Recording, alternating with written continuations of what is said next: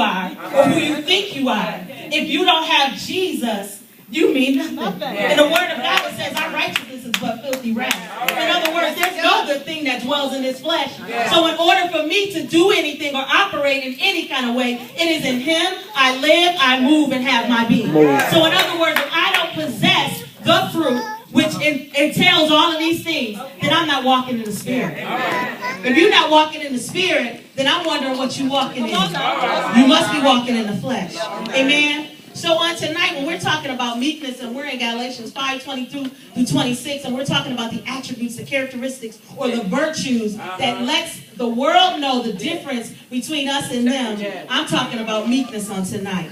So in other words, if I possess meekness, if I'm humble, and if I recognize that if it wasn't for God on my side, I would be something else. I would be out in the streets. I would be gangbanging. I would be shooting up my veins. I would be a prostitute. I might be a drug addict. I might be an alcoholic, a thief, a liar, but for the grace of God. It's because of the fruit. Amen. So in Matthew 5:5, when Jesus was teaching, he talked about the Beatitudes, the things or the characteristics that we should have. And it said, blessed are the meek, for they shall inherit the earth. So in other words, when I humble myself, lay myself down, I inherit the earth. So I don't have to tell anybody who I am. They don't need to know my name. But if I possess meekness, then you know what? I already got everything anyway. So we worried about what they're saying.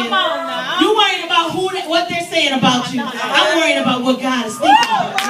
I'm worried about what God is saying about me. What matters is if you feel a certain way towards me, if God doesn't see well in me, and if he's not pleased with me, when I go to judgment, hey, none of y'all come with me. I want to hear well done, thy good and faithful servant.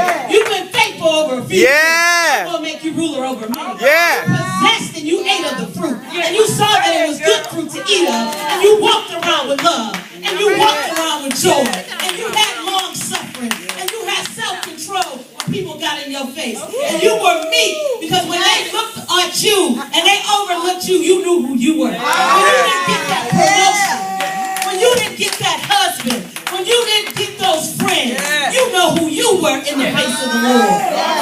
So my confidence is not what you think of me. My confidence in what I know I am. Because that's meekness.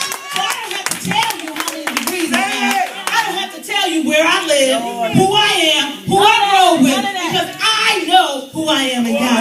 You know why? Because I have meekness. I recognize that there's no strength inside of me. His strength is made perfect in my weakness. So in other words, as long as I stay before him and recognize who he is, then I am possessing meekness in my life. So people might think because you're not so tough anymore, and you used to have an attitude or a temper, or you used to like to fight or go for bad, and now you don't even say anything, and you let them say what they want to say, do what they want to do, and you don't have anything to say that they think is weakness. You're speaking to me, honey. That's not weakness. That's power. That's meekness. You know who you are, and you know what you can do, and why would you bring yourself off the throne for them? That's meekness. And the Bible says, follow peace with all men, which no man, holiness, no man shall see him. So if I'm going to live for God and be holy, I got to follow peace. So that means I need meekness. Because in order for me to be able to deal with some folk and some things that they're going to do and say, I need to be able to understand who I am in God. I can't do like I used to do. I can't let this flesh feel good anymore. I can't say what I want to say. I can't do what I want to do. Not if I want to possess meekness. So when we have meekness, it brings us into a godly mind frame.